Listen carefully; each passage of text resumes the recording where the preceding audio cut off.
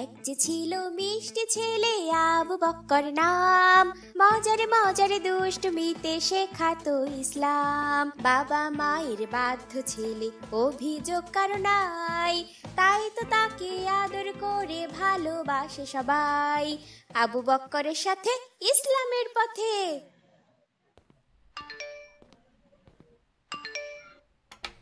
আসসালামু আলাইকুম বাবা। এসো বাবা, ভিতরে এসো। ওয়ালাইকুম আসসালাম। আবু বক্কর, তোমার জন্য ঈদের 2টা নতুন পাঞ্জাবি এনেছি। কই বাবা? এই তো বাবা। মাশাল্লাহ বাবা, তুমি মা আর আমাদের বাসার কাজের মেয়েটার জন্য কিছু আনোনি বাবা? হ্যাঁ বাবা, এটা তোমার মায়ের জন্য, আর এইটা আমার জন্য, এইটা বিলকিসের জন্য বাবা। নাও, রেখে দাও। ঠিক আছে। মা, মা, দেখো বাবা আমাদের জন্য ঈদের বাজার করে এনেছেন। আবু বকর, আবু বকর, জি মা। তুমি এখনো তারাবি নামাজ পড়তে যাওনি বাবা? তুমি জানো না আজ লাইলাতুল কদর হতে পারে? লাইলাতুল কদর কি মা? যে রাতে মহান আল্লাহ আমাদের জন্য কোরআন নাজিল করেছিলেন বাবা, ওই রাতটাই লাইলাতুল কদর। আর এই রাত অনেক মর্যাদাপূর্ণ। আমি লাইলাতুল কদর সম্পর্কে জানি না। লাইলাতুল কদর অনেক মহিমান্বিত রাত।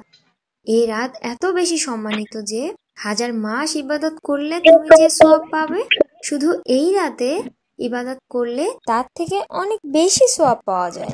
এত বেশি ফজিলতপূর্ণ মা? হ্যাঁ বাবা, এ রাতে আমাদের বেশি বেশি নফল নামাজ সহ অনেক নফল ইবাদত করা উচিত। আমাদের নবী করিম সাল্লাল্লাহু আলাইহি সাল্লাম এই রাত পাওয়ার জন্য রমজানের শেষ 10 দিন মসজিদে ইতিকাফ করতেন।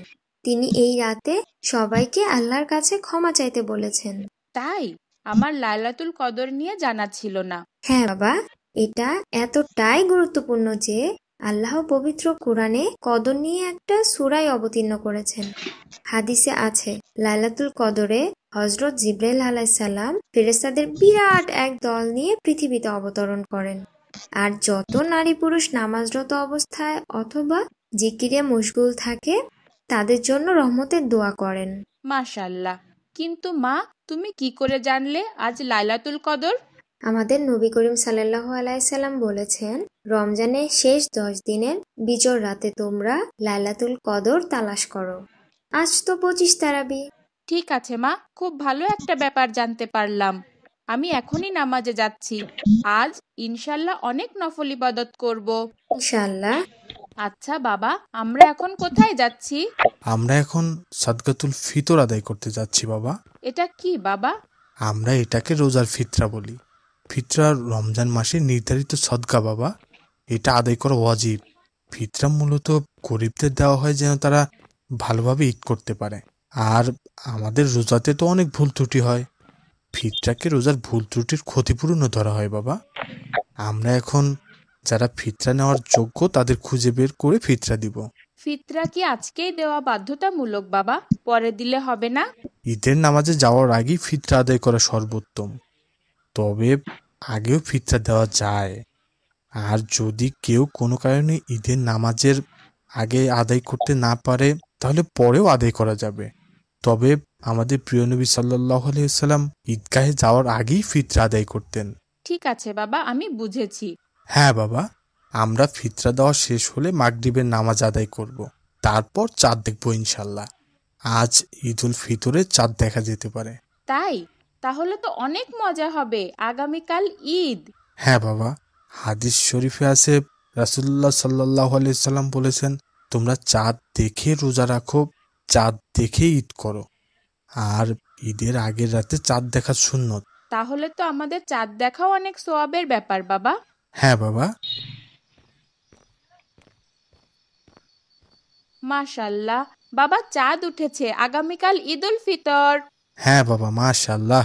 ইনশাআল্লাহ আগামীকাল ঈদুল ফিতর।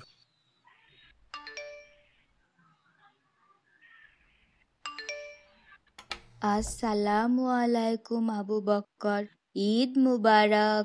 ওয়ালাইকুম আসসালাম, ঈদ মুবারক। এসো, ভিতরে এসো। আবু বক্কর, তোমাকে আমরা ঈদের নামাজে নিয়ে যেতে এসেছি। আমি অনেক খুশি হয়েছি আব্দুর রহমান, তোমরা আমার বাসায় এসেছো ঈদের দিনে। মা, মা, আব্দুর রহমানরা এসেছে, ওদের জন্য সিমাই নিয়ে এসো মা। আসছি বাবা।